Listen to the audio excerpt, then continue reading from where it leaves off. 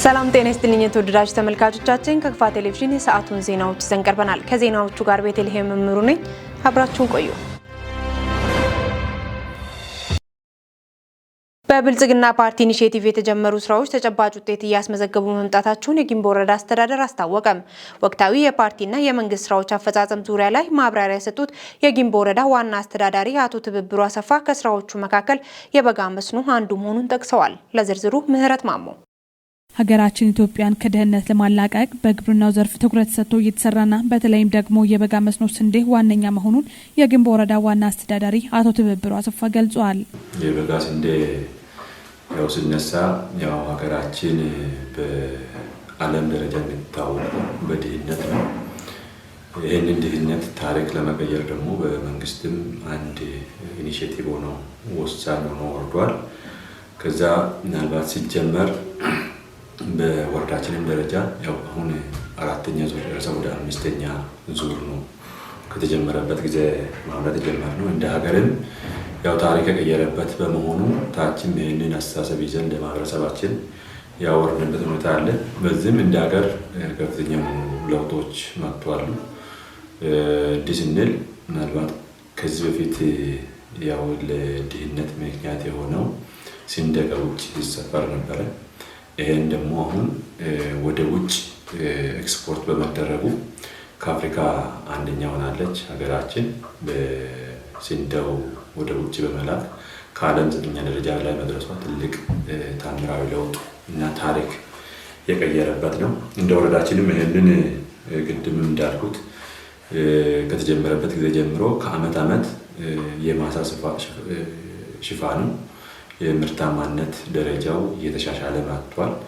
የአርሶ አደር ተጠቃሚነትን የመቀበል ሁኔታዎችም በጥሩ ሁኔታዎች ደረጃ ላይ ይገኛል። እንደ ዋና አስተዳዳሪው ገለጻ ወረዳ ካሉት ቀበሌዎች መካከል 10 ቀበሌዎችን በመለየት 400 ሄክታር መሬት ላይ የበጋ ስንዴ ለማልማት መታቀዱንም ተናግረዋል። በበጋ ስንዴ እቅዳችን እንደ ወረዳ በ10 ቀበሌዎች ፖቴንሻል ለይተን ወደ 400 ሄክታር ለማምረት ነው ያቀድነው።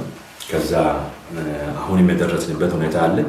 ስራዎች ማለት የእርሻም የመዝራትን ስራ ተጠናክሮ የቀጠለበት ያለ ሁኔታ አለ። እሱን ደግሞ በተለይ የመልኩ በተለይ ምርታማነቱ እንዲጀምር የአርሶ አደር ተጠቃሚነቱ እንዲረጋገጥ አምና ጀመርነው። በተለይ የኖራ አጠቃቀም ከቴክኖሎጂ ውጪ ኖራ አጠቃቀም ዘንድሮም የአምናውን ጥቅም ያየ አርሶ አደር ዘንድሮም የኖራ አጠቃቀም ላይ ከፍተኛ ጥረት እየተደረገ ያለ ሁኔታ አለ። ይህንም ያው የአምና ምርታማነትን ስናይ ከ25 እስከ 30 ኩንታል ከአንድ ሄክታር የአርሶ አደር ያገኘበት ሁኔታ አለ። ያው በራሳቸውን የመሰከሩበት ሁኔታ አለ። ይህን ያየ ሌሎች ያልገቡ አርሶ አደሮችን የሚገባበት አለ። በዋናነት አሁን በወረዳችን ለመጀመሪያ ጊዜ የተጀመረበትም ሀማኒ የሚባል ቀበሌ ነው። ወደ 47 ሚሊዮን ወጪ በመንግስት የተገነባ የመስኖ ካናል አለ። እሱ ደግሞ 210 ሄክታር ነው እዛች ቀበሌ ላይ የሚያመርተው እና አሁን እሱን 210 ሄክታር ወደ ማጠናቀቁ ደረጃ ደርሰናል። ከዛም አልፎ በተለይ ከቴክኖሎጂ አጠቃቀም ሜካናይዜሽን የሚባለው ያው በወረዳችን በመንግስት የቀረቡ ወደ 8 ትራክተሮች አሉ። ከ8 ትራክተር ያው 7ቱ በባለሀብቶች ነው፣ አንዱ በወረዳ አለ። ይህንን የባለሀብቱንም የወረዳንም አስተባብረን በሜካናይዜሽን ነው፣ በትራክተር ነው እርሻው። ይሄ ደግሞ በአንድ በኩል ከተለመደው የአሰራር በተለይ ከበሬ ጫንቃ የማሸጋገሩን ስራ እየተሰራ ያለበት ሁኔታ አለና ይህን በበጋ አሁንም ማጠናከር የምንሄድበት ሁኔታ አለ።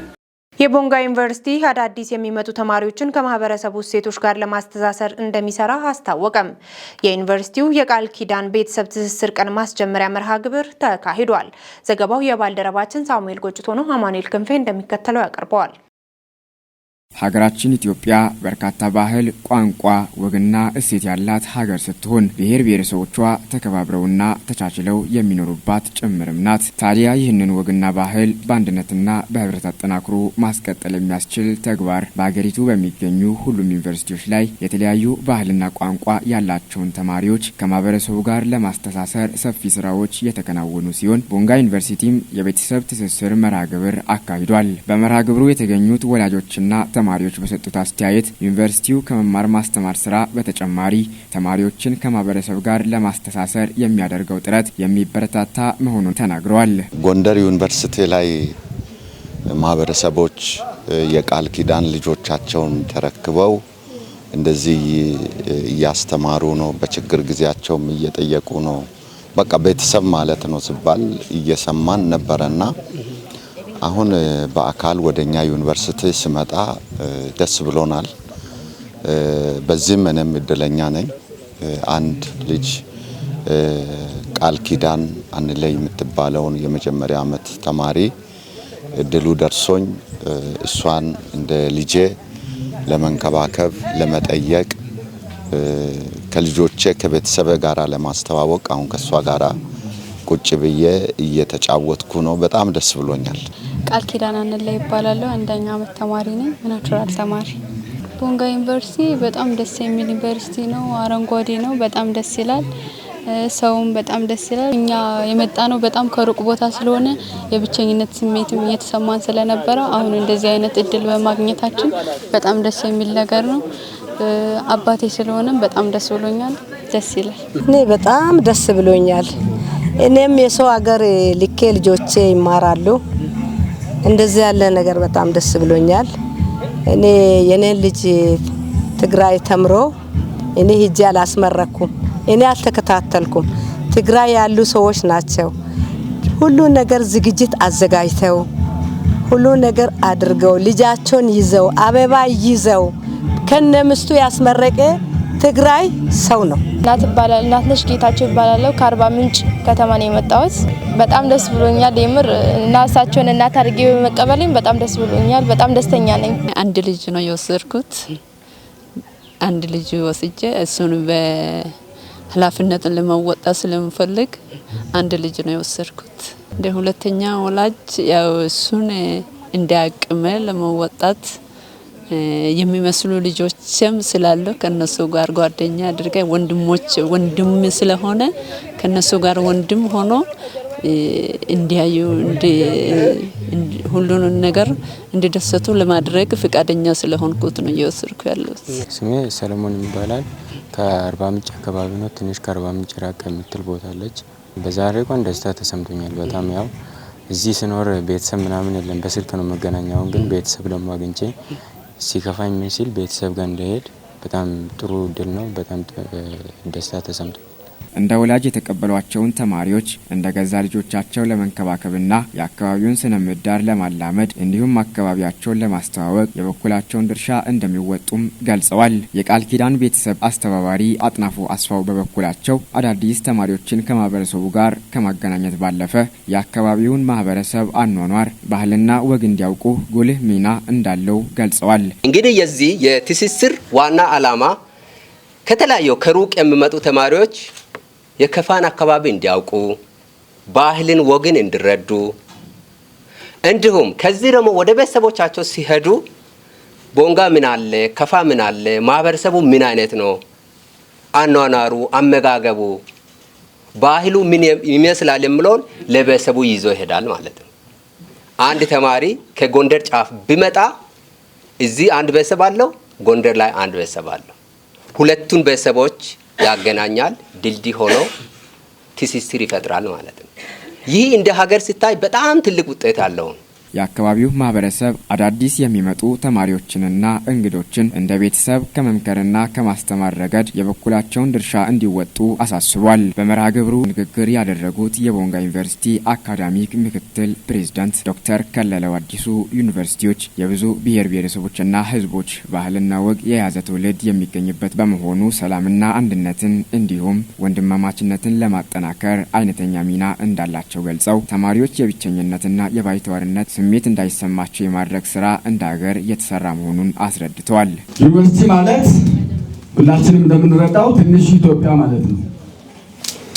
በዩኒቨርሲቲዎች ውስጥ ከየትኛውም የኢትዮጵያ ክፍል ከሰሜን፣ ከደቡብ፣ ከምስራቅ ከየትኛውም የኢትዮጵያ ጫፍ የመጡ ተማሪዎች በጋራ ተገናኝተው የሚኖሩበት ቦታ ነው። ወደ ዩኒቨርሲቲው ተመድበው የሚገቡ ተማሪዎች ገና በአፍላ እድሜ ላይ የሚገኙና ከቤተሰብ ቁጥጥር ውስጥ ከነበሩበት ህይወት ወጥተው የሚመጡ በመሆኑ በሚሄዱበት አካባቢ የተለየ ክትትልና ድጋፍ ያስፈልጋቸዋል።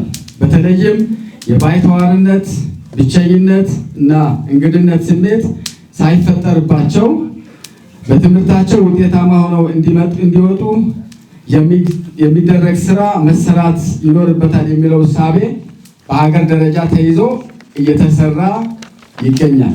ትግበራው በስኬት እንዲጠናቀቅ ሁሉም የማህበረሰብ ክፍሎች በጋራ መስራት እንደሚገባቸው ዶክተር ከለለው አሳስቧል። በመርሃ ግብሩ የዩኒቨርሲቲው አንደኛ ዓመት ተማሪዎች፣ መምህራንና የአካባቢው ማህበረሰብና ባለድርሻ አካላት ተገኝተዋል። የዲሪ ማሻ መንገድ የረጅም ጊዜ አካባቢው ህብረተሰብ የመንገድ መሰረተ ልማት እጦት ጥያቄ ሆኖ የቆየ ስለሆነ የዲሪ ማሻ ኮንክሪት አስፓልት መንገድ ግንባታ ፕሮጀክት መንገዱ በተሻለ ሁኔታ በመስራት ለአገልግሎት ማብቃት ትኩረት ተሰጥቶ እንደሚሰራ የኢፌዴሪ ከተማና መሰረተ ልማት ሚኒስትር ዴኤታ ወይዘሮ ሄለን ደበበ ገለጹም። በየደረጃው የሚገኙ ባለድርሻ አካላት የፕሮጀክቱን ስራ እንዲከታተሉም ጥሪ ቀርበዋል። ዘገባው የባልደረባችን ሀብታሙ ወልደስላሴ ነው። አማኑኤል ክንፌ እንደሚከተለው ያቀርበዋል። የኢፌዴሪ ከተማና መሰረተ ልማት ሚኒስትር ዴኤታ ወይዘሮ ሄለን ደበበ የዲሪ ማሻ መንገድ የረጅም ጊዜ የአካባቢው ህብረተሰብ የመንገድ መሰረተ ልማት ጥያቄ ሆኖ የቆየ በመሆኑ ሚኒስቴር መስሪያ ቤቱ ከኢትዮጵያ መንገዶች አስተዳደር ጋር በመነጋገር የጋራ አቅጣጫ በማስቀመጥ ግንባታው እንዲጀመርና ወደ ስራ እንዲገባ ተደርጓል ነው ያሉት። አሁን የመንገዱ ጅምር ስራዎች ጥሩ መሆናቸውን አንስተው የመንገዱ ግንባታ በአጭር ጊዜ ተጠናቆ ለህዝቡ አገልግሎት እንዲሰጥ ሚኒስቴር መስሪያ ቤቱ ከመንገዶች አስተዳደር ጋር በጋራ በመሆን አስፈላጊውን ድጋፍና ክትትል የሚያደርግ መሆኑንም ተናግረዋል። የኢትዮጵያ መንገዶች አስተዳደር ዋና ዳይሬክተር ኢንጂነር መሐመድ አብዱራህማን በበኩላቸው የዛሬውን የዲሪ ማሻ መንገድና ሌሎች የመንገድ መሰረተ ልማት ጉብኝት ከጉብኝቱም ባሻገር በሂደቱም የሚገጥሙትን ማነቆች ለመለየት እንዲሁም የጋራ መፍትሄ አቅጣጫዎችን በማስቀመጥ ፕሮጀክቶቹን በተያዘላቸው ጊዜ ለማጠናቀቅ ያለመ መሆኑን ተናግረዋል። የዲሪ ማሻ የመጀመሪያ ኮንክሪት አስፋልት መንገድ ፕሮጀክት በተሻለ ጥራትና ፍጥነት አጠናቆ ለማስረከብ እየተሰራ መሆኑን አንስተው ለስራው ውጤታማነት የክልልና በየደረጃው የሚገኙ ባለድርሻ አካላት ድጋፍና ትብብር እንዳይለይም ጠይቋል። የክልሉ ርዕሰ መስተዳድር ዶክተር ኢንጂነር ነጋሽ ዋጌሾ በመንገድ ጉብኝት ወቅት እንደገለጹት የዲሪ ማሻ መንገድ የሚሰሩበት መስመር በርካታ ለክልሉ አልፎም ለሀገር የሚበቃ የተለያዩ የግብርና ምርቶች የሚመረቱበት አካባቢ መሆኑን ገልጸው ለአካባቢው ማህበረሰብ አስፈላጊውን አገልግሎት እንዲሰጥ የመንገድ ግንባታ በተያዘለት ጊዜ እንዲጠናቀቅ ትኩረት ሰጥቶ ሊሰራ እንደሚገባም ተናግሯል።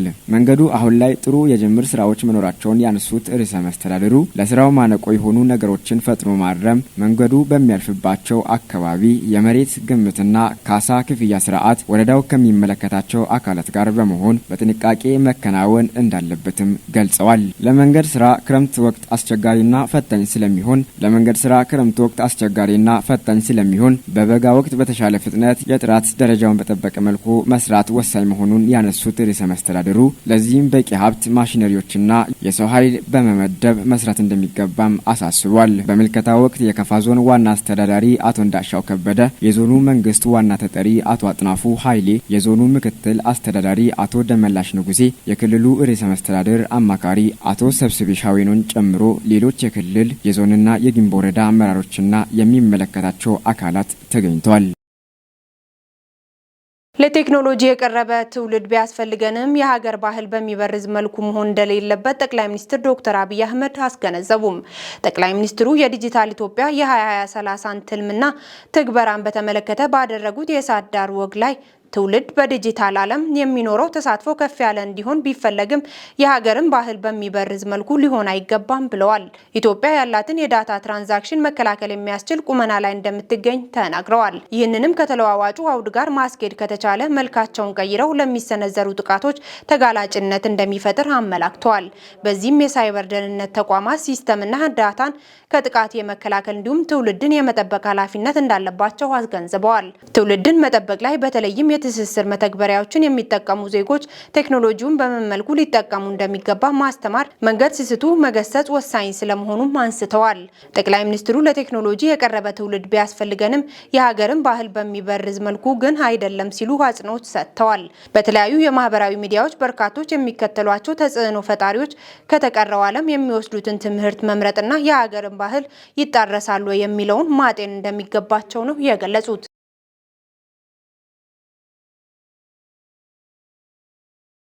ከስልጠና የሚገኘውን አቅም ስራ ላይ የማዋል ልምድ መጎልበት እንዳለበት ተጠቆመም። በሳይለም ወረዳ በመደመር መንግስት እይታ የዘርፎችን ምርታ በሚል መሪ ሀሳብ ለመንግስት ሰራተኛ አባላት ለተከታታይ ቀናት ሲሰጥ የነበረው 4ኛ ዙር ስልጠና ግብረ መልስና የቀጣይ ስራ አቅጣጫ ጠቋሚ መድረክ ተካሂዷል። መሰልጠን ብቻ ሳይሆን የመተግበር ልምድ መጎልበት እንዳለበት በመድረኩ ተነስቷል። ከወረዳው መንግስት ኮሚኒኬሽን ጉዳዮች ጽህፈት ቤት የተገኘውን ዘገባ ጽዮን ታደለ ታቀርበዋለች። የጌሻ ሳይለም መንገድ ስራ በሎት 1 እና ሎት 2 ተብሎ በሁለት ቦታ በመከፋፈል ሎት 1 ስራውን በትክክል አስፈላጊውን ማሽን አስገብቶ እየሰራ መሆኑን የሳይለም ወረዳ ዋና አስተዳዳሪ አቶ አማኑኤል አየለ ገልጸዋል። በኢንዱስትሪ ዘርፍ ተወዳዳሪ መሆን የሚቻለው ዘመናዊ ቴክኖሎጂ በመጠቀም አካባቢያችንንና ሀገራችንን ማሻገር ሲቻል ነው። የታቀዱ ልማቶች ወደ ታለመላቸው ግብ እንደሚደርሱም በመፍጠርና በመዝለል እሳቤ በተሰማሩበት መስክ ሁሉ ኃላፊነት በመወጣት የፓርቲው መዳረሻ የሆነውን ሁለንተናዊ ብልጽግና እውን ለማድረግ የበኩላቸውን እንዲወጡ ጥሪ አቅርበዋል። የሳይለም ወረዳ ብልጽግና ፓርቲ ቅርንጫፍ ጽህፈት ቤት ኃላፊ አቶ ግርማ ሽፈራው በበኩላቸው በስልጠናው የፖለቲካ እሳቤዎችና ተልእኮዎችን ማስተሳሰር፣ የዘርፎችን ምርታ፣ የከተማ ልማትና ቱሪዝም ላይ የጋራ ግንዛቤ በመያዝ የሀገር ግንባታ ሚና የሚሉ ዘርፎች ላይ ልዩ የትኩረት አቅጣጫዎች ናቸው ብለዋል። ከግብርና ትራንስፎርሜሽን ጎን ለጎን ባህላዊ የእርሻ ልማዳችንን ከፍ በማድረግ ውጤታማ ለመሆን ሚናችንን ለመወጣት መስራት ይጠበቅብናል ብለዋል። የኩታ ገጠም እርሻ አስፈላጊነት ላይ በጋራ ተግባብተን ስትራቴጂካዊ መሰረትን ተከትለን ስንዴ፣ ገብስ፣ አተርና ለሌሎች ምርቶች ተስማሚ አካባቢ በመሆኑ መስራት አስፈላጊ ነው ብለዋል።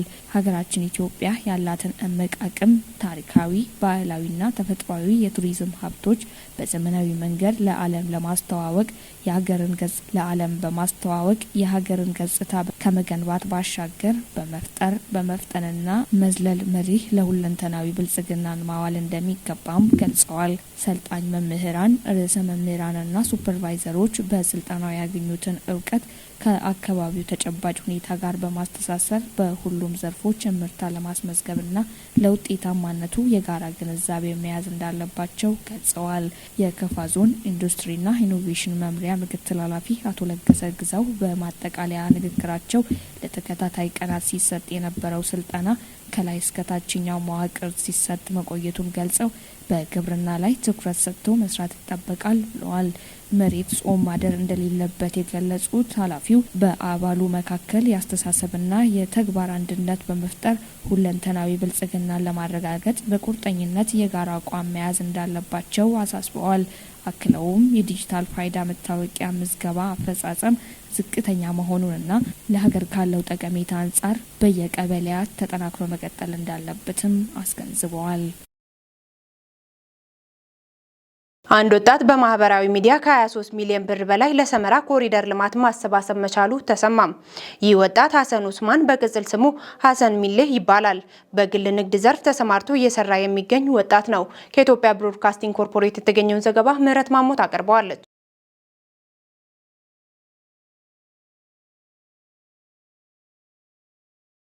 ወጣቱ ከግል ስራዎቹ በተጨማሪም በተለያዩ የበጎ ፍቃድ ስራዎች ላይ በመሳተፍ የሚታወቅ ሲሆን የአፋር ክልል ንግድ ምክር ቤት ጽህፈት ቤት ኃላፊ በመሆንም እየሰራ ይገኛል። በኢትዮጵያ የአብዛኞቹ ከተሞችን ገጽታ እየቀየረ ያለውና ሰመራን የጎበኛት የኮሪደር ልማት ስራም ከተማዋን በእጅጉ አስውቧታል። የአፋር ክልል ርዕሰ መስተዳድር አወል አርባም በሰመራ ከተማ ኮሪደር ልማት ስራ ላይ ሁሉም ህብረተሰብ እንዲሳተፍ ጥሪ ማስተላለፋቸውም የሚታወስ ነው። ጥሪውን የተቀበለው ይህ ወጣት ታዲያም የክልሉን ንግድ ማህበረሰብ ነዋሪዎች እንዲሁም በውጭ ሀገር የሚኖሩ የክልሉ ተወላጆችን የማህበራዊ ሚዲያን በመጠቀም በኮሪደር ልማት ስራ ላይ ተሳታፊ እንዲሆኑ መበረታታት ተጀመረ። ጥረቱም ፍሬ አፍርቶ 1 ወር ባልሞላ ጊዜ ውስጥ ከንግዱ ማህበረሰብ ብቻ ከ21 ሚሊዮን ብር በላይ ገንዘብ ማሰባሰብ ተችሏል። ከዚህ በተጨማሪም የክልሉ ነዋሪዎችና ወጣቶች ከ1.9 ሚሊዮን ብር በላይ ድጋፍ በማድረግ ለኮሪደር ልማት የበኩላቸውን አሻራ እንዲያሳርፉ ማድረግም ተችሏል። የሰመራን ገጽታ በመቀየር ከተማዋ ለነዋሪዎቹ ምቹ እንድትሆን መንግስት የጀመረው መልካም ስራ ለመደገፍ ይበልጥ ጥረት እንደሚያደርግ ወጣት ሀሰን ኡስማን ለኢቲቪ ተናግሯል። መንግስት በጀመራቸው ትልልቅ የለውጥ ስራዎች ላይ ዜጎች በዚህ መልኩ ተሳትፎ ሲኖራቸው በልማት ስራ ላይ የሚኖራቸው ባለቤትነት እንደሚያጠናክር ነው አክሎ የገለጸው። የሰመራ ከተማ የኮሪደር ልማት ስራ የመጀመሪያና ሁለተኛ ምዕራፍ ስራን በጥሩ ሂደት እንደሚገኝ የአፋር ክልል ኮሚኒኬሽን ቢሮ ኃላፊ አቶ መሐመድ አሊ ተናግሯል።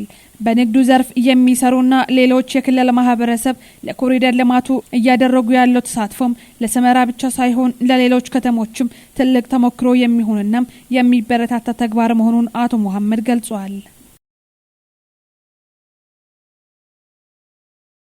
በፌዴሪ ቱሪዝም ሚኒስቴር የተመራ የቡና መገኛ ምድር ቱር ወይም ቱር ኢትዮጵያን ላንድ ኦፍ ኦሪጅን የልዑክ ቡድን የቡና መገኛ በሆነችው ከፋ ዞን ገብቷል። የቡና መገኛ ምድር ቱር የልዑክ ቡድን በከፋ ዞን ቦንጋ ሲደርስ የዞኑ ዋና አስተዳዳሪ አቶ እንዳሻው ከበደና ሌሎች አመራር አካላት አቀባበል አድርገውለታል። የቡና መገኛ ምድር ጉብኝት ፕሮግራም የተዘጋጀው በፌዴሪ ቱሪዝም ሚኒስቴር በክልሉ ባህል ቱሪዝምና ስፖርት ቢሮ እንዲሁም በከፋ ዞን ባህል ቱሪዝምና ስፖርት መምሪያ ትብብር ሲሆን የቡና መዳረሻዎችና ከቡና ጋር የተያያዙ እሴቶችን ማስተዋወቅ ላይ ዋና ዓላማው እንደሆነ ተጠቁሟል። የከፋ ዞን ዋና አስተዳዳሪ አቶ እንዳሻው ከበደ የእንኳን ደህና መጣችሁ መልእክት ባስተላለፉት ንግግራቸው ዞኑ 760 ሺህ ሄክታር የሚሆን የባዮስፌር ደን ሀብት ያለው መሆኑን ጠቁመው ቡናም የደኑ ገጸ በረከት መሆኑን አንስተዋል። የአረቢካ ቡና መገኛ ምድር በሆነችው የከፋ ዞን የሚገኘው የጫካ ቡና የቡና ቱር ትልቅ አቅም መሆኑን አቶ እንዳሻው ጠቅሰዋል። የቱሪዝም ፓኬጅና ብራንድ ፕሮጀክት ዴስክ ኃላፊ አቶ ማርቆስ ኦልጀራ የቡና ቱሪዝምን ያልተሰራበትና ያልተጠቀምንበት ጸጋ ብለውታል። የቱሪዝም ልማት ከሀገሪቱ ብዝሃ ዘርፍ የኢኮኖሚ ምሰሶዎች አንዱ መሆኑን ያነሱት አቶ ማርቆስ ዘርፉን ለማስፋፋት በትኩረት መስራት እንዳለበትም አስገንዝበዋል። እንደዚህ አይነት ፕሮግራሞች በቡና ሀብት በታደለው የደቡብ ምዕራብ አካባቢ ትልቅ እድል ይዞ የሚመጣ መሆኑንም አመላክተዋል። ለተደረገላቸው አቀባበል ምስጋናቸውንም አቅርበዋል። በእንግዶቹ አቀባበል ስነ ስርዓት ላይ የከፋ ዞን የመንግስት ዋና ተጠሪ አቶ አጥናፉ ኃይልን ጨምሮ ሌሎች ከፍተኛ የስራ ኃላፊዎች ተገኝተዋል። ዘገባው የባልደረባችን አንተነህ ፍቃዱ ነው። ክቡራትና ክቡራን ተመልካቾቻችን ለሰዓቱ ያዘጋጀንላችሁ ዜናዎች እስካሁን የተከታተላችሁትን ይመስል ነበር። ዜናዎቹን በመምራት ቤተልሔም መምሩ አብሬያችሁ ቆይታ አደረግኩ። ቀሪ የከፋ ቴሌቪዥን መሰናዶዎች የሚቀጥሉ ይሆናል። ሰላም ቆዩልን።